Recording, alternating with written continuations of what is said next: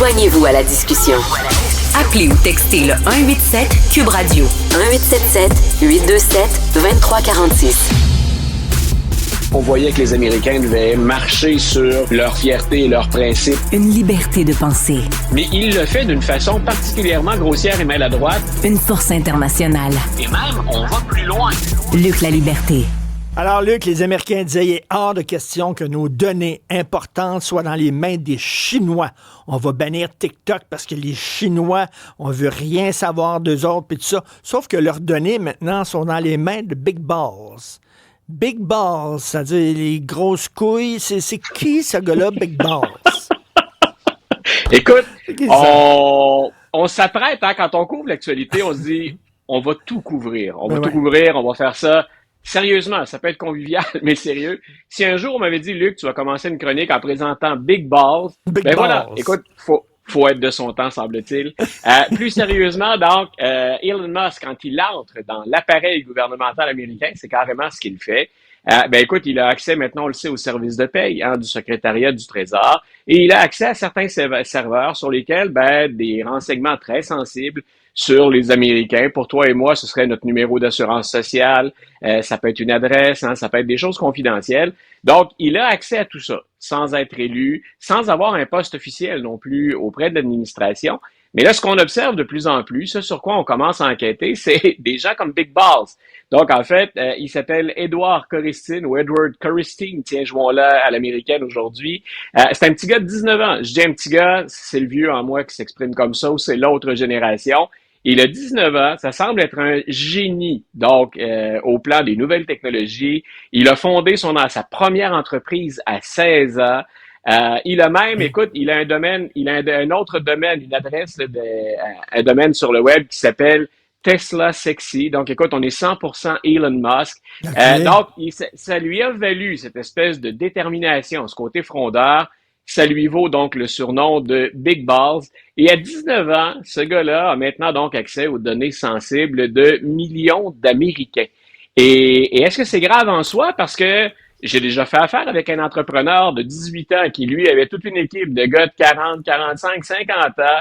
C'était vraiment un petit génie de la construction. Écoute, je m'inclinais devant son talent. Est-ce que je lui aurais confié mes données sensibles? Je suis pas certain. Et il y a des gens, normalement, qui enquêtent là-dessus. Donc, on vérifie les antécédents des gens qui entrent au gouvernement, travaillent pour le gouvernement, travaillent à plus forte raison pour un secrétaire, pour le président américain. On travaille à la Maison-Blanche. Et il semble que Big Balls n'ait pas eu le droit, lui. Donc, Coristine, il n'ait pas eu droit, lui, à sa vérification d'antécédents.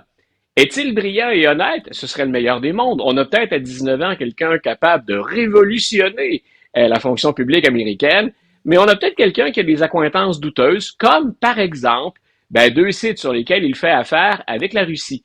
Donc, ce sont des noms de domaine, encore une fois. Donc, écoute, c'est peut-être... Il n'y a rien de malhonnête dans ce que je dis là. Il n'y a rien là-dedans qui mérite qu'on l'arrête ou qu'on l'écarte tout de suite.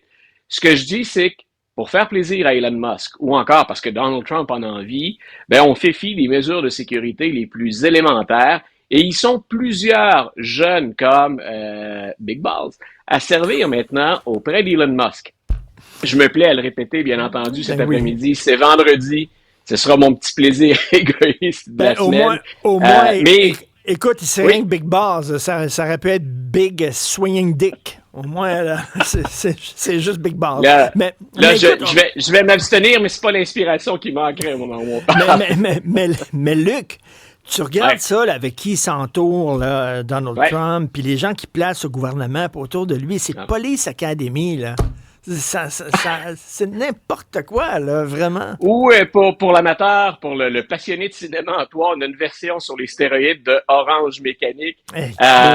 Écoute, c'est que on commence à s'inquiéter. On l'a vu, là, on interpelle les tribunaux. Il y a des employés qui sont à qui on fait des offres qui sont à la limite de l'honnêteté ou de la légalité. Il y a des gens qu'on a carrément virés, congédiés. Tranquillement, on sent qu'on s'adresse aux tribunaux, qu'on se regroupe, puis qu'on est en train de revenir à « M. Trump, il y a des limites, là. C'est correct, vous nous étourdissez depuis près de 3 semaines maintenant, mais voici ce qu'on a le droit de faire ou ce qu'on n'a pas le droit de faire. » Et je répète, il y a plein, entre guillemets, d'intentions qui ne veut pas, je répète, faire le ménage dans la fonction publique. Est-ce qu'il y a de l'argent à aller chercher?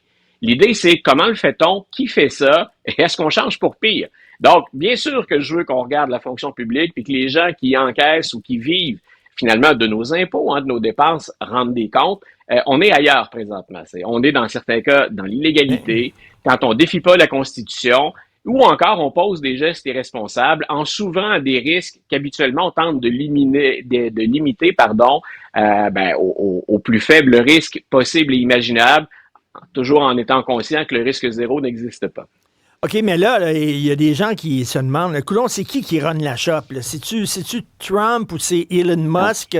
Parce qu'il est omniprésent, Elon Musk. Puis d'ailleurs, le Time Magazine va foutre la pagaille entre les deux. Là, parce que sur la page couverture de la dernière édition, c'est Elon Musk derrière le bureau du bureau Oval. Trump, il n'aimera pas ça que Musk lui jette un peu de l'ombre, lui fasse de l'ombre. Ben écoute, je trouvais que le Time était habile parce qu'en une page couverture, on résume la question que bien des gens se posent, que bien des gens ont à l'esprit, qu'on soit commentateur, simple citoyen, les Américains qui voient tout ça présentement au premier titre, au premier chef. Je pense que c'est une question il est tout à fait légitime de se poser. Je pense que jusqu'à maintenant, ils ont encore plus d'atomes crochus que de différents. Je pense que Donald Trump fait partie de ceux qui admirent Elon Musk. Puis c'est pas un mal en soi quand on regarde certaines des choses que Musk a pu accomplir. Mais je répète, c'est en lui donnant le champ libre, puis en évacuant donc un certain nombre d'aspects sécuritaires autour de la machine, il en laisse beaucoup à quelqu'un qui, ça on l'a répété plusieurs fois, c'est quelqu'un qui fait affaire avec le gouvernement américain, qui peut tirer profit de ça, mais qui a également une influence ailleurs dans le monde. Elon Musk ne se contente pas présentement que des États-Unis. C'est très clair. On l'a vu en Allemagne récemment. La réponse commence à être plus brutale. On le trouve beaucoup moins drôle. C'est quoi, 59% à la baisse, les ventes de Tesla? Quelque chose. Ouais. Donc, on est en train de passer un message que Musk va probablement trop loin, trop vite et qu'il s'accapare ou qu'il cherche à s'accaparer d'un pouvoir qui est démesuré. Donc, ça va en plus au-delà de ce que nous, on fait plus régulièrement aux États-Unis. Musk, c'est aussi un autre regard sur la planète et surtout un autre regard sur la planète dans les démocraties occidentales. Et en terminant, Trump qui sabre dans l'aide humanitaire, t'en penses quoi? Ben écoute, ça aussi, c'est présenté comme une bonne chose. C'est un gros budget. C'est autour de 40 milliards de dollars. C'est USAID ou USAID. Trump a dit encore aujourd'hui, c'est un rapport de magouillard, puis on va couper, on va éliminer ça tout simplement. Pour les Américains, ce qui est cet organisme d'aide humanitaire, qui a 40 milliards de dollars approximativement, mais 10 000 personnes aussi à l'emploi. On fait deux choses quand on fait ça. On intervient réellement auprès de gens. On veut limiter des épidémies, éviter des pandémies. On a lutté contre le sida. Donc, on offre des services un peu partout dans le monde. On vient en aide à des gens qui n'auraient pas d'aide autrement. Mais en même temps, ça fait partie de ce qu'on appelle le soft power. Les États-Unis, depuis longtemps, font ça. Ils interviennent en art. Ils interviennent en santé. Donc, et c'est comme ça qu'on se fait connaître, qu'on assure une présence, puis qu'on développe des relations, et plus souvent qu'autrement, un lien de confiance avec les États-Unis. Disons que quand le mot le dit, c'est un pouvoir un peu plus doux, c'est le soft power. C'est pas la guerre, c'est pas l'imposition, c'est pas la menace, c'est un complément à ça. Et le 40 milliards, il y a plein de gens qui se disent peut-être actuellement, oui, mais M. La Liberté, 40 milliards, c'est énorme. Essayez d'imaginer ce que ça coûterait pour s'imposer autrement dans ces pays-là en n'ayant pas le capital de sympathie. Et moi, je pense que c'est une vision c'est une vision à long terme qui manque dans ce dossier-là. C'est que si on coupe USAID du jour au lendemain, c'est une catastrophe pour les gens d'ailleurs, ça a commencé. Il y a des gens qui sont privés en Afrique, par exemple, d'intervention parce que le président a dit, vous me gelez ça, là, on touche plus à rien. Donc, il y a une catastrophe pour ces gens-là. Mais pour les États-Unis, chaque fois les États-Unis laissent un terrain de jeu, une pièce, qu'on délaisse une position sur l'échiquier, tout de suite, et c'est comme ça depuis des années, la Chine et la Russie prennent la place. On a horreur du vide, et dans ce temps-là, les Américains prennent un pas de recul, si c'est pas deux pas de recul, et ce sont des régimes autoritaires qui interviennent pour faire ce que les Américains font, et j'ai envie de te dire très souvent ce qu'ils font de mieux. Ils se sont invités sur la planète après la Deuxième Guerre mondiale, les Américains, pour le meilleur et pour le pire. Mais si on sabre là-dedans, c'est, entre guillemets, dans le meilleur de ce que les Américains peuvent faire sur la scène internationale. C'est ça. Et tu sais, l'autorité, tu peux l'imposer par la force, c'est correct, mais il faut aussi que tu la fasses respecter en te montrant magnanime et généreux et compatissant aussi, les deux. Et on sert. J'aime mieux celle-là, finalement.